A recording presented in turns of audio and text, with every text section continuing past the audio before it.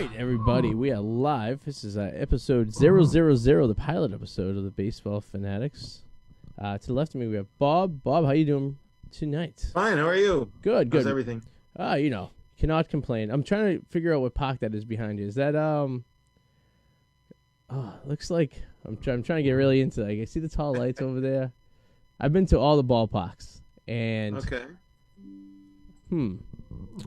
That's a newer ballpark, right? Yes. Oh, yeah. Well, we'll leave it to the end. Yeah, we'll give a surprise. We'll try to figure out the end. Where are you joining us from? I'm from New Jersey. Okay. So the park has nothing to do with New Jersey or even the teams that I follow, but I just love the picture. Yeah. Looking forward to the baseball season. Finally that they got all the kinks worked out, and we're going to play ball.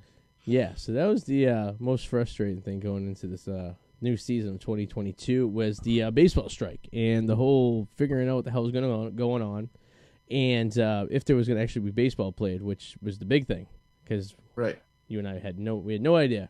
And so for me, every year I go down to spring training down in Florida, and I was there last week, and I barely made it down to see a game because if the strike had gone on for another week, I wouldn't have. I would have been just sitting down there, wishing there was baseball being played. But fortunately, they figured it out, so it was good. Yeah, well, I mean, in this day and age, that's to lose a season would be absolutely terrible. Especially for baseball, who's still fighting for audience. I mean, people are coming back, and it would be just terrible if that momentum was stunted. I mean, I remember the strikes and the seasons that were, and the parts of the seasons that were lost, and it's just no fun. I mean, this is what the middle part of the year is all about. April to October. If you don't have baseball, what do you have? Exactly, and that's the thing. It's like I remember the strike of 94. I mean, not 04, 94. I mean, I was a kid at the time, but I remember how devastated I was to the whole momentum of the entire league. I mean, I single-handedly blame that strike for the Montreal Expos leaving Canada because if you look back at the stats, I mean, you had it prior to that, the 92-93 season. The Toronto Blue Jays were just a dominant team, dominant force, and they had such a great lineup. And then the Expos, here they are, and beginning of '94, dominating. I mean, I think it was Pedro on that. Pedro Martinez was on that team. I think Vlad was on that team. I mean, they said some killer baseball players. Tremendous team, finally. And it would have been probably an all-Canadian World Series. Who knows? Anything could have happened, right? And it just shuts them down. And unfortunately, a lot of teams never regained that momentum they had. Like the Blue Jays took so long to get going again. The Expos kind of just faded out. It's kind of devastating. So, you think of strikes and you think that could possibly happen again. Just think of all these young teams and all this momentum the MLBs had gotten just disappear and go away. It's kind of sad. Right. Well, right. You kind of never get that back because people turn to other things. I mean, it took a number of years before attendance got back to what it had been. Right. But I mean, I even go back, to 81, the strike of, that delayed the season, and you had, I guess at that point, Fernando Valenzuela was new, exciting, right player and all that. But so anyway, yes, it's great to see, and I think they felt the pressure. Right. And it makes sense because, unfortunately, baseball doesn't have the followership as it once did. I think I'd seen a statistic once and said the average age of a baseball fan is in its early 60s, late 50s, right? Right. And I grew up watching baseball my entire life, going to games and stuff. But it was basically because my grandfather did the same. You know what I mean? So you'd sit there on the porch watching the games of him and getting really into the whole situation and everything.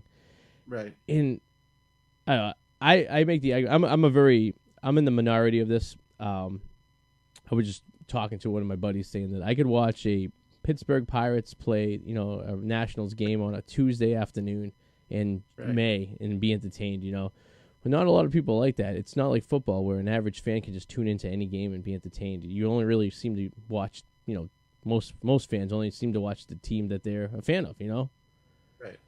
And I think baseball is trying too hard to try to gain that audience of young adults who have no attention span whatsoever and, need constant action and stuff. And I think it's taken away from the, the game, the history of the game and stuff. I don't know how you feel about rule changes like this, but, Games have to change. Games have to evolve. I mean, if you think about all the other changes from the dead ball to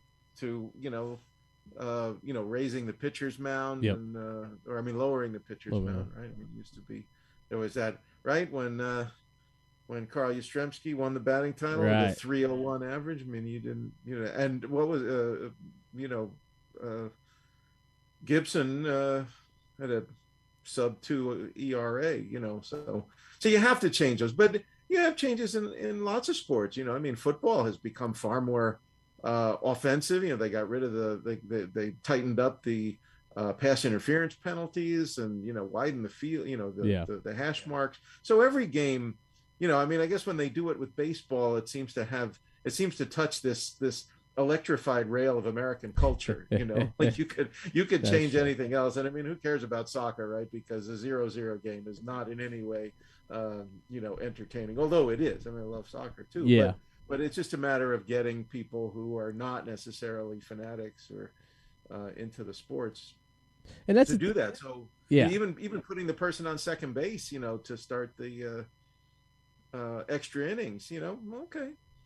To me, the thing that always seemed to sell baseball, especially after the '94 strike, was the increase in offense, right? So you get these sluggers, you get the the McGuires and the Souza run in the late '90s and stuff, and you have Cal Ripken breaking the the record.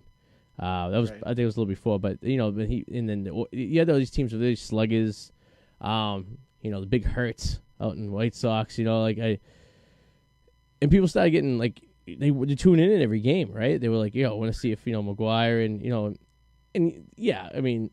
You got to be kind of naive to think that they weren't juicing at that point, right? But it was entertaining as all hell. I mean, to see, baseball and that, attitude of we're gonna be the biggest show, for the summer. We're gonna see baseballs flying out of ballparks, and it was a pretty ballsy move. And my opinion on that was kind of it was don't ask, don't tell kind of policy. They weren't really. They knew they were doing it, but they didn't want to bring any attention to it. Yeah, well, there was no rule against it, so that is true.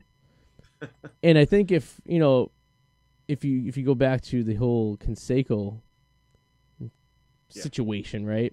That never happened. Wouldn't anyone really even wink an eye to it? Would anyone even really pay attention to it? I don't know. Maybe not. People might have known it was there, right? But they just like I said, don't ask, don't tell kind of thing, Right. So.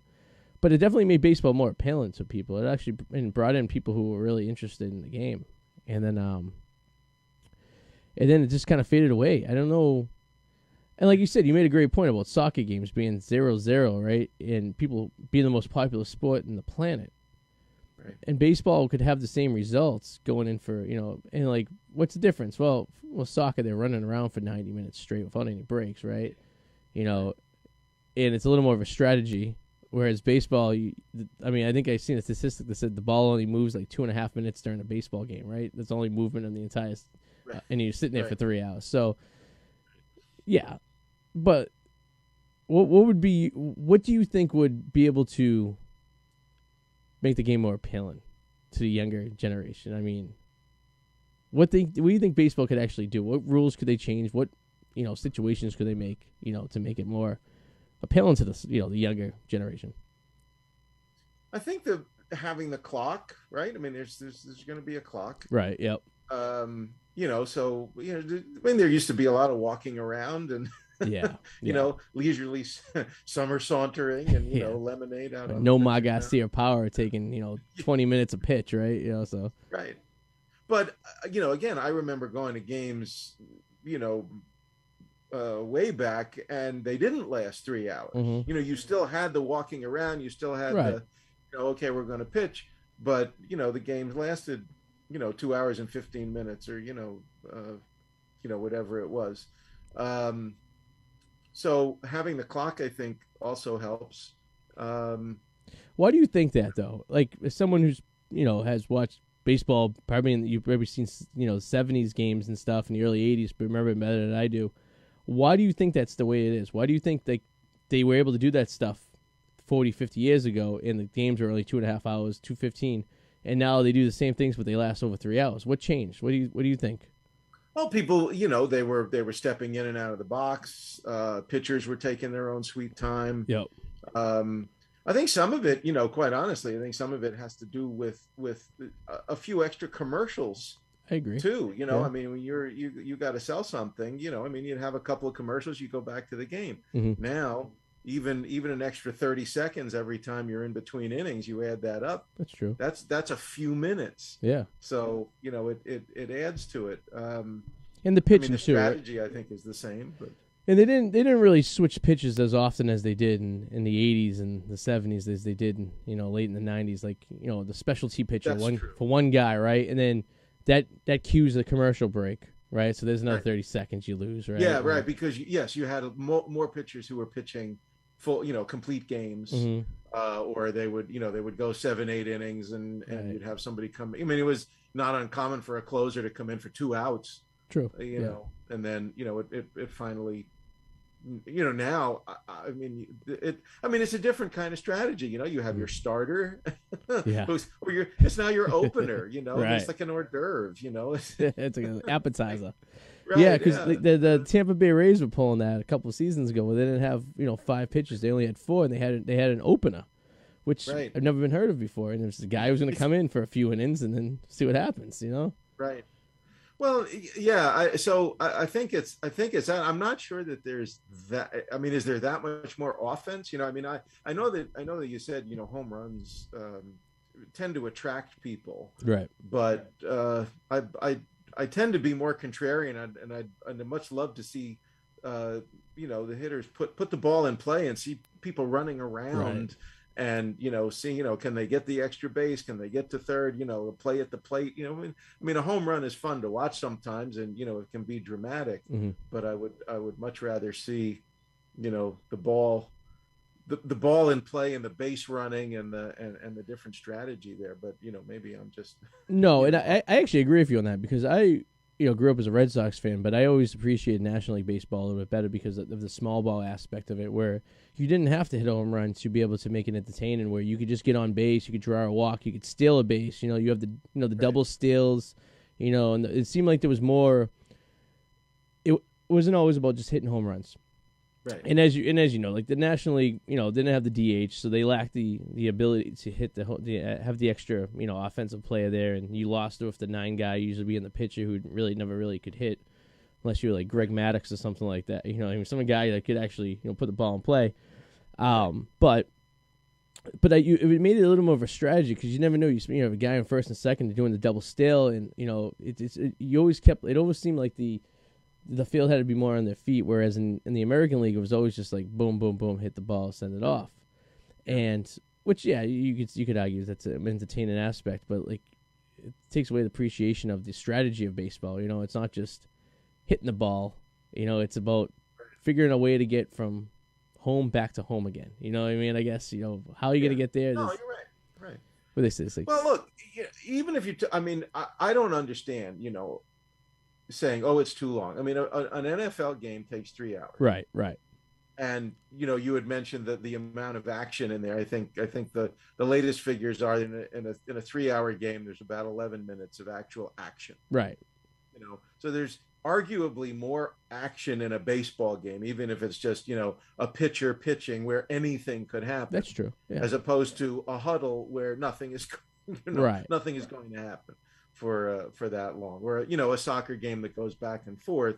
So I don't think it's that people can't sit Yeah. for a 3 hour game because they have been sitting for 3 hour games. People watch golf for 5 hours. Right. Oh yeah, all Sunday it's on the Oh, TV, and some people yeah, sit there and just watch the entire thing. It's right. I think maybe what gets people even more is some of these shifts. I mhm. mean, these extreme shifts where you've got a pull hitter, you've got, I mean, if you're a spray hitter, then maybe um, you're in demand now. But if you're gonna pull the ball, or you're a weak opposite field hitter, Yeah. these shifts make sense from a defensive point of view, but it does kind of dampen the game a little bit. When you've got five major league players over on the second base side, in between Yeah. first and second base, you're really sending a message that you're darn sure this guy is going to hit it over that. So maybe the onus is on the other players to say, well, look, if I'm that predictable, Right. I mean, if a running back kept running past the left tackle all Mhm. game, you'd say, So that's the biggest argument I have with people, and I say, you put I don't mind the shift at all, because I think if you're a professional baseball player, you have a little bit of advantage of being able to adjust your swing to hit that ball in opposite field, right? And if you right, did that enough times, they wouldn't put the shift on you, because they would be like, oh, this guy is could randomly get the ball to left field and easily get a double out of it, and some parks even a triple depending on how it bounces. And then I hear the argument saying, well, it's not as hard as to switch, hit the location. I'm like, but then it's also not. It's very hard to hit a curveball, and not many people can do that.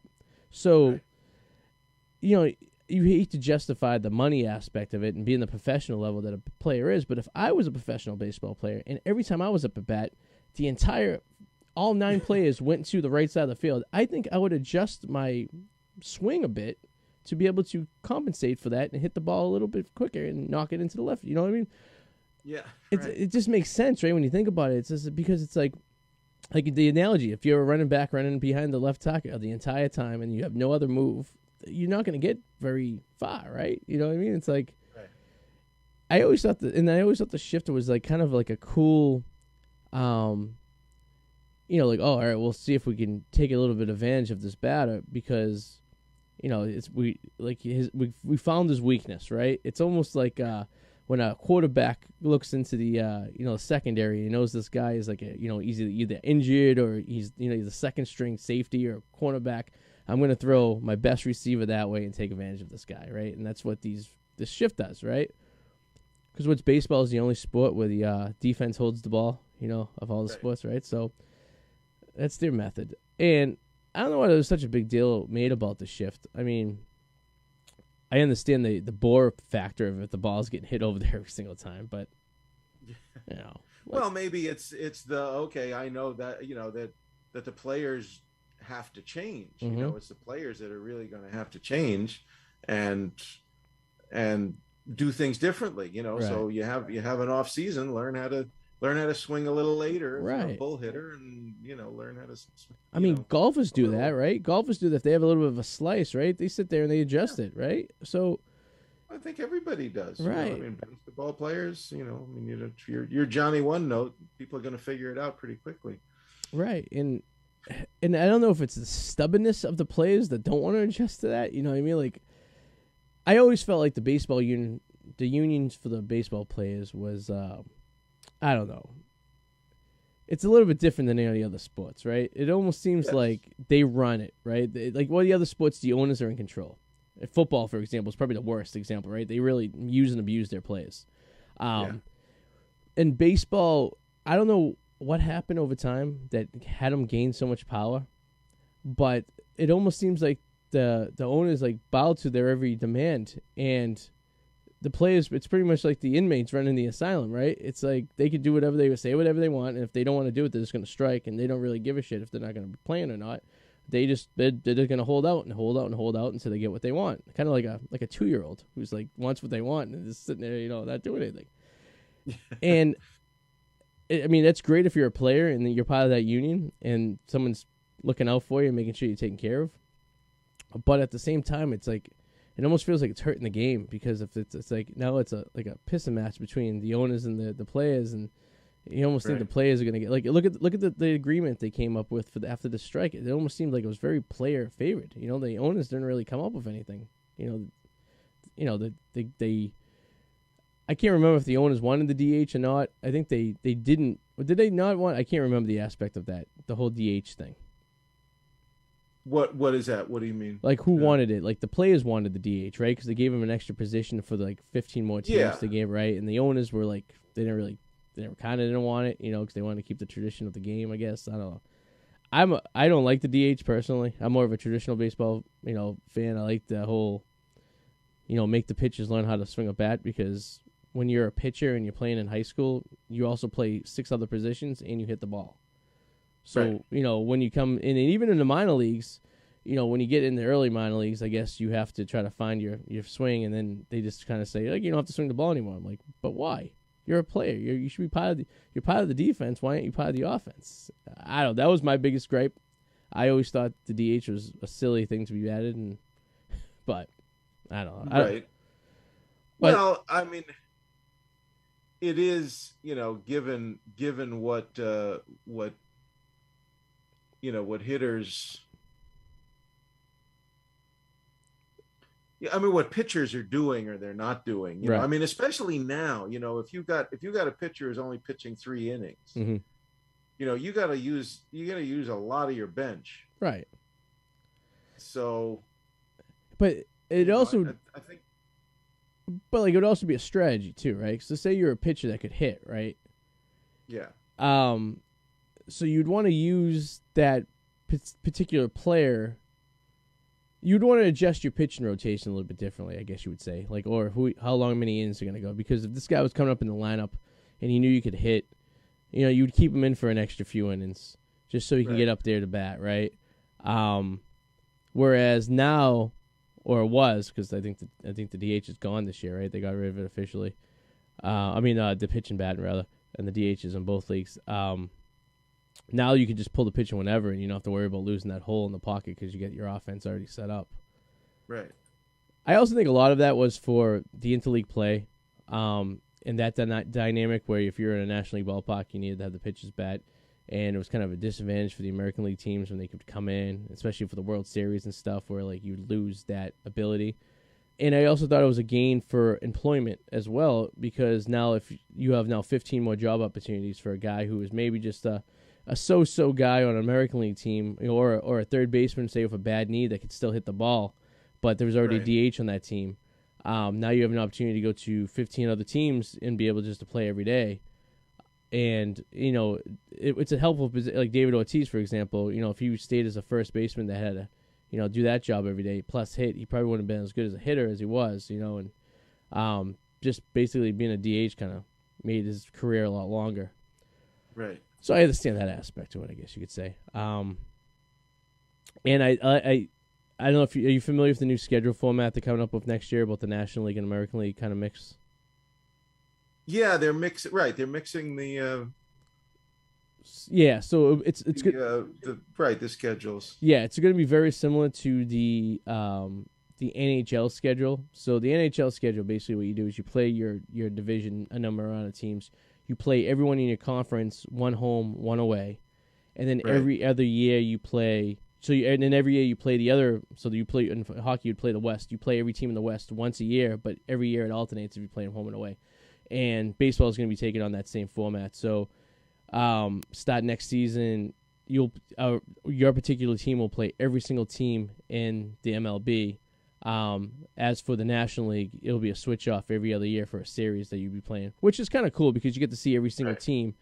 I mean, as a Sox fan, when I went out, I seen the Sox play the Cubs in Chicago, and I had to wait a decade for that to happen again because of the way they would line up and stuff. So I guess it doesn't really matter anymore because if every team has a DH, every team is essentially equal in the playing field. So when you think about it that way, it is a cool kind of addition to the game. It kind of makes it a little more overall rounded and stuff.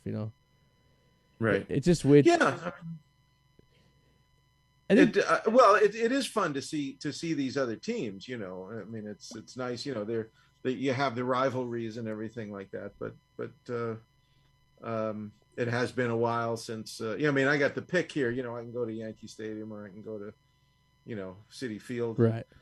either one and see, And and is see like when the Dodgers would come in or the Giants would come in, it was a big deal no matter where it was, right.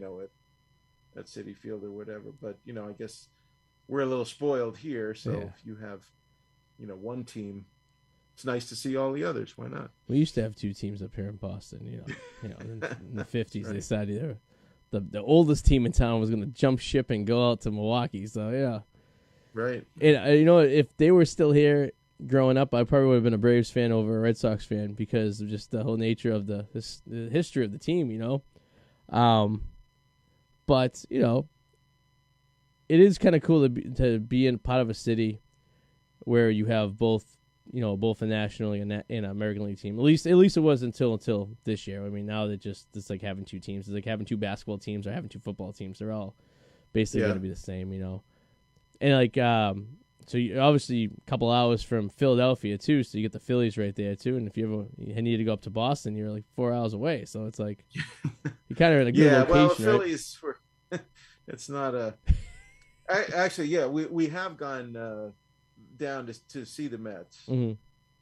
Because I mean the Phillies Park is very nice. Very nice, yeah, absolutely. And it's like we'll go see the Knicks down in Philadelphia just because it's that much less expensive. Right. And it's even easy. I mean it's about the same to get there. It's going to take an hour on the train or take an hour to drive, but somehow it seems a little easier just to drive down 95 and. Right. And get to those places. But I've been to Fenway. Yeah. And seen the Red Sox, and I've seen the Yankees Red Sox a number of times, so it's always fun. Are you more of a Yankees fan or a Mets fan? If you had a Now we're generally a Mets household. Okay. But my father was he was from Brooklyn, so he was a big Dodgers fan. Okay. So he didn't, the Yankees, all right, Right. I mean, when I was younger, and I was playing Little League and all that kind of stuff, I was like, who's on the Yankees? Because the Mets were this was just, I mean, this is before 1969. So it was, right before everybody said, oh, there's another baseball team, in New York. Yeah. And the Mets were a team that, like, when they came in, they were a blood team. And then in the 69 Mets were just the Miracle Mets, right? Right. And then they were off the radar through the 70s, and it wasn't until like the mid 80s where they they beat the Sox in the series, and they had some. Yeah, life well, again, they were in the series in 73, 74. Oh, okay. Oh, yeah, so they played the A's. They played the A's in 73. Right. But even so, I think they were like 83 and 79 that year. It was really just a like a fluke. And so that was fun. But yeah, then it was just terrible for a very long time. I mean, we would go, we'd go to Shea Stadium, which was also not a great place, but now all these new parks are, I'll tell you what, one of the worst parks is Yankee Stadium. You think so? The new one? God, there's just no soul. I mean, if you've been to the old one, right? I don't know if you've been. I've been. Yeah, I went to the old one. I remember. Yeah. The original. I went there and a few times when I was very young. But and then when they redid it in 76, well, they finished it in 76, 74, 75. So the Yankees were playing at Shea Stadium for a season, right? Yeah, when they're doing the renovations. Yeah. That was bad enough. But those, the stadiums had a little, there was still some ghosts in there.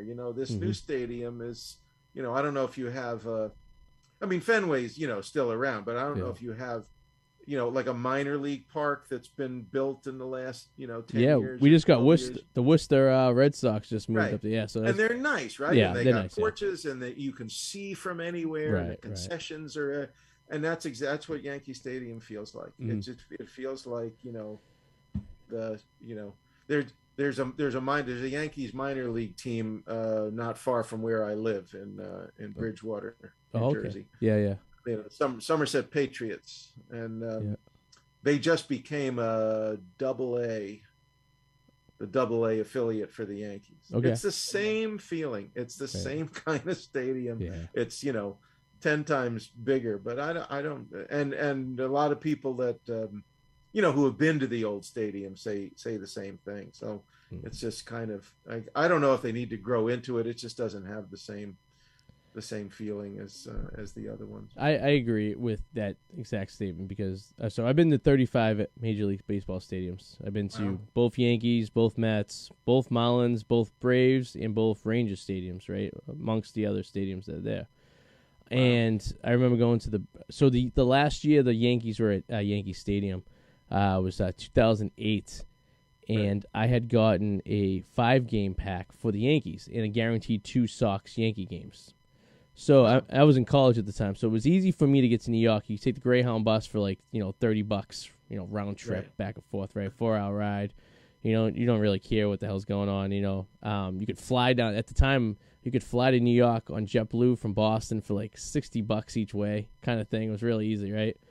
So and I seen the majority of my games at the old Yankee Stadium that year, and then going a couple times afterwards to see the new stadium.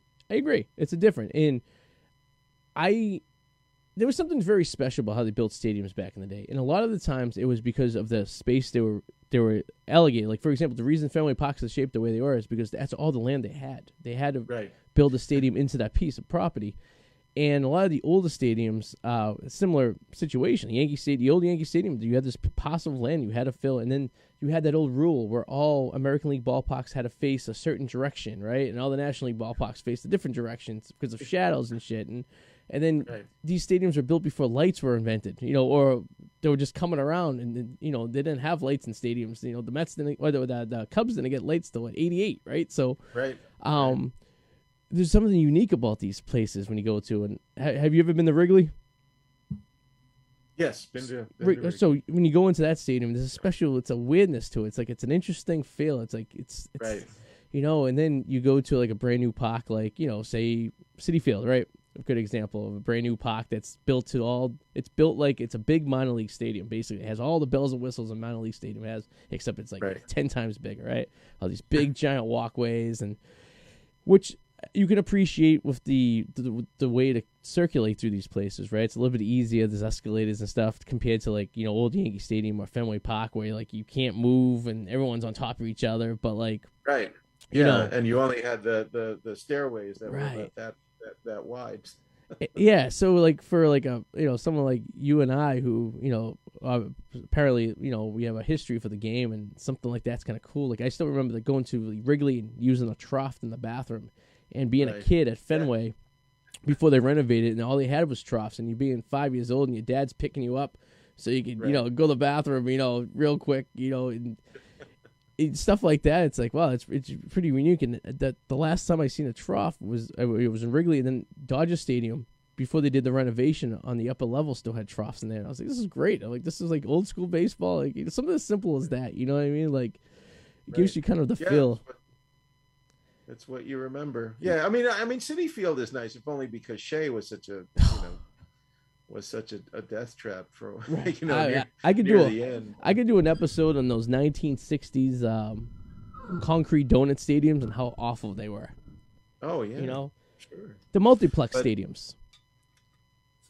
Yeah, right. Well, right, the ones because the stadiums that in September and October. You had the football. Right.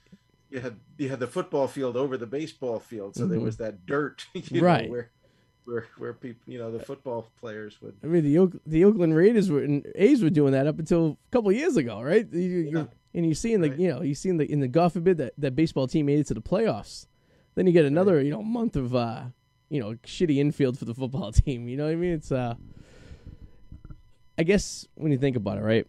Economically, it made sense, right? You have this one stadium that can be multiple used. You're only using a football stadium, 8 times a year, essentially, right? Whereas baseball, so why build a stadium if you're not going to use it? They didn't have, Major League Soccer like a lot of these stadiums are using. There's a lot of, but they were just terrible stadiums to watch games. I mean, I remember the first time I went to Shea Stadium, it was like an 04, and we went to go see, it was a 1 o'clock game on a Thursday. We took the bus down from Boston to see him play the Cubs, and we were sitting like the second to last row on the very, very top ring up there. Oh, yeah. And I mean, I was closer to the airplanes coming into LaGuardia than I was to the players in the field. Yeah. It's like, it's Yeah. unbelievable. It was a big, well, because those stadiums held 60,000, Right. 65. Yankee Stadium held 76,000 when it Mhm. was big. Remember, Cleveland Municipal Stadium held 80,000 Right. people, and you'd get 12,000 on I a know. And on a we had- Wednesday night. in the original plan for Shea Stadium, I don't know if you know, it was supposed to be a complete donut, and they ran out of money or something during the construction. Then they decided just to make it. They stopped it at pretty much the foul post, and they just put bleachers out there in the outfield. But that would have held 80,000 people, and when the Beatles played there, the last concert, they probably would have had 200,000 people there, right? Oh yeah. But like you said, for a Tuesday Mets, Phillies game in, May, you're lucky if you get a handful of people to fill that place up. So it's like, what's the balance right there? Well, it's nicer now. I mean, it's I don't know what it is, 50,000, 45, 50,000. I think that's the average. I think they're anywhere between. I know Fenway is up to like 37, and that's the smallest right now. But they go up to like the mid 50s, I think, because the capacity for these stadiums, they don't do any bigger than that, No, because I don't think. Well, I was just looking, I was just looking at the City Field because I was getting some tickets for trying to get tickets for the Mets Yankees series, and they had all these other events. They got concerts there. They get they have a Christmas light walkthrough kind of so they're using them year round, which is nice, and they do have shows and they have the fireworks and they have they're using them. It's just you don't have to worry about the Jets being in there. Right. And Fenway does the same thing. Like they'll have concerts. They'll be usually built 2 weeks in the middle of the summer where the Sox will be away, and they set up a giant stage in center field, and two big acts will come in, like a Billy Joel or Elton John or someone, the Rolling Stones, and they'll take over the stadium for 2 weeks, and then they'll usually have a concert at the end of the season, and they'll have one right before the season starts. Sometimes, depending on the weather. And then, like, for example, next year, the Winter Classic for hockey is going to be at Fenway again. Oh. So the Bruins will be playing, probably going to be a New York team, I think. It's probably going to be the Rangers, to be honest. And then what they do is they keep the rink up there for, like, 3 weeks, and then all the college teams come in and play. You know what I mean? And then football, they have a bowl there. They have the Fenway Bowl, just like Yankee Stadium has, like, the Pinstripe Bowl, right? They'll set a football stadium up, and then a college team will play a game there. So you're right. They are using the stadiums more in the off season than they did in years past. Right. And I think they capitalize on the niche of like, ooh, we get to see, a football game at a baseball stadium type of thing, or a hockey game at a baseball stadium, and it's a unique experience, I guess, Yeah. I mean, it's nice. It's nice to see. But they're business, these are business men. They need to make money. So they look at their investment and they're like, how can I squeeze every dime out of this thing? You know what I mean? And make it worth the while. But right. Well, that's the other thing too. Yeah. So I'm going to make a guess. That stadium behind you, is that Coors Field?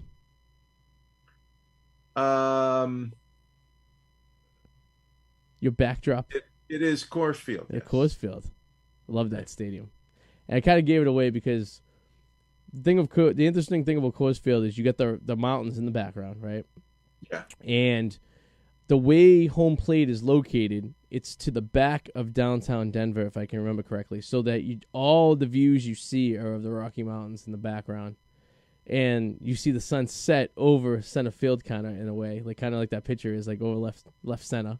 Oh, wait a minute. No, it's not. It's not good. No. It looks like mountains. No, it looks like mountains in the back. Actually, no, this is in Chicago. This is the White Sox. It is the White Sox, really? Yeah. Oh. Yeah, sorry about that. So the old Comiskey Field, right? And they turned into U.S. Cellular, or whatever the hell they called it, at the new one. Xfinity or whatever. Yeah. That's what it is. Oh, okay. Sorry.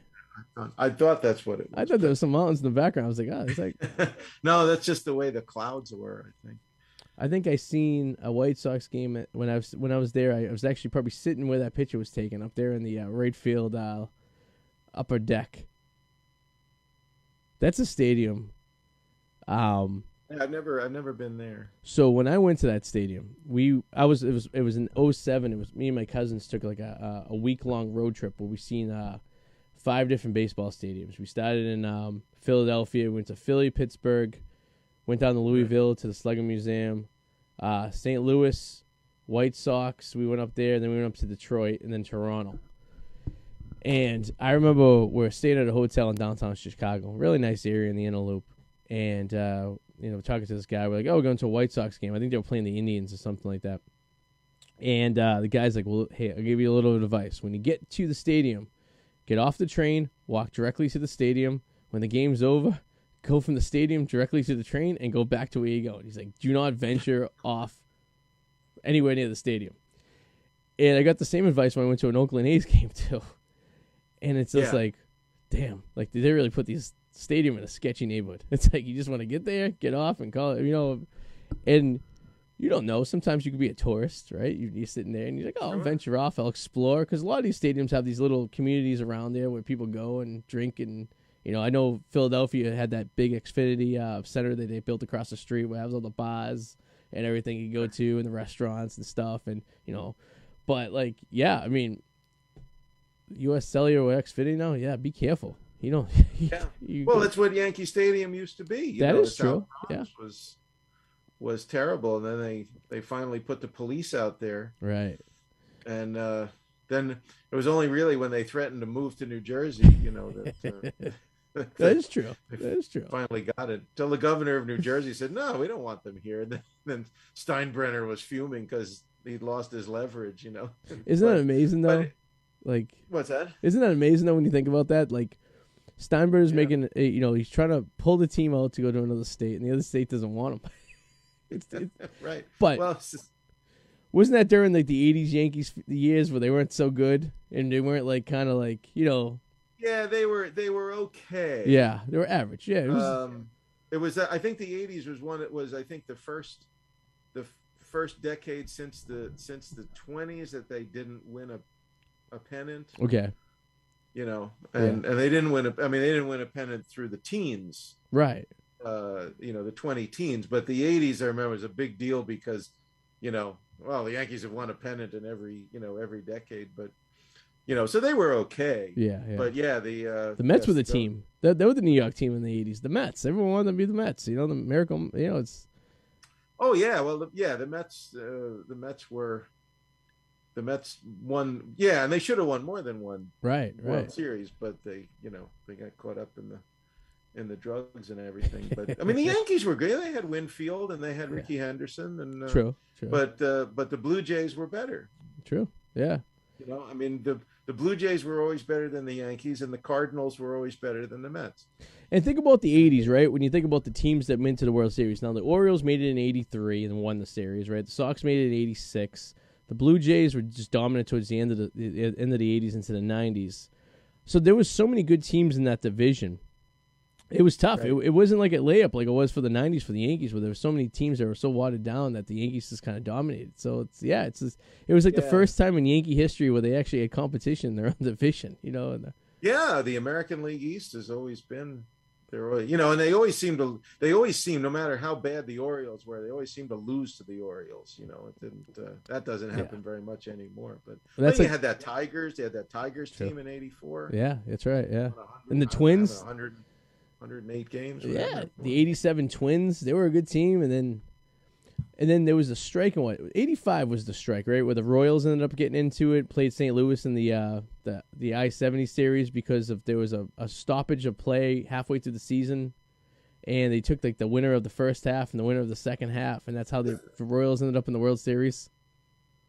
I don't know if that was it. I thought that was '81 when they did that. Okay, I know there was one of those series where one of the teams kind of you did have I thought the '85 season went off.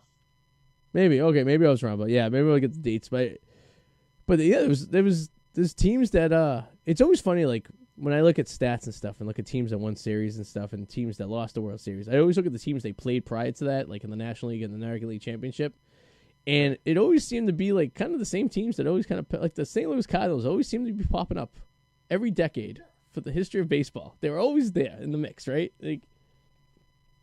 And the Yankees Yes. were kind of like that to an extent, right? They're always kind of like they always showed face. And those are like the franchises that like they live on, right? I mean, they're like the powerhouse. If you had to eliminate teams in the baseball, those are teams you would not get rid of because it's such a powerhouse, you know.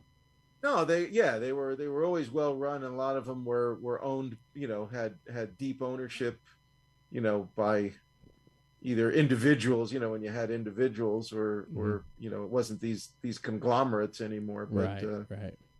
but they had and they developed, they weren't in a hurry, I mean, Yeah. in New York, everybody's in a hurry. They have to,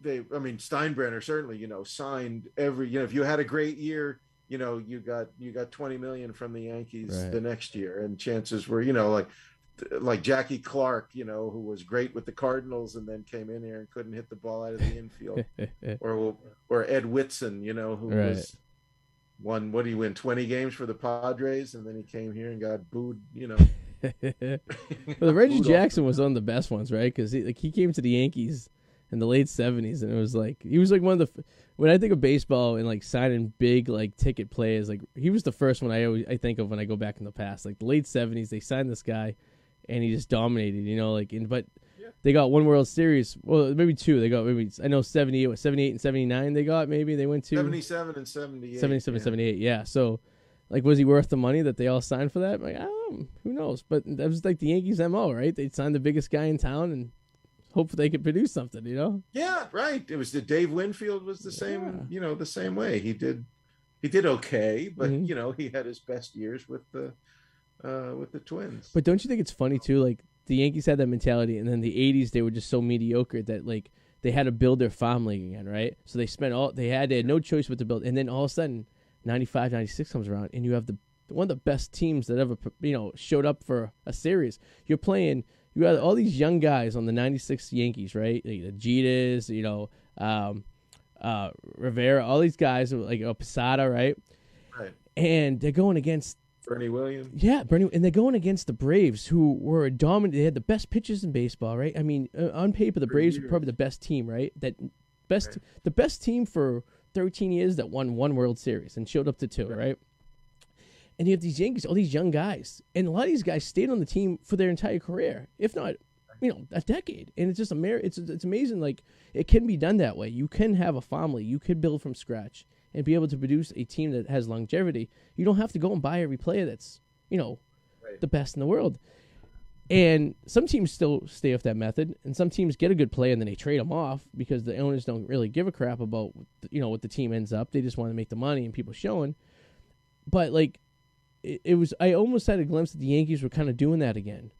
Like after '09, they kind of went into a drought a little bit, and then like you think they were building their farm league again to try to do what they did in '96. And no, they are good. Well, I mean, remember that Steinbrenner was suspended for a couple of years. That's true. That is true.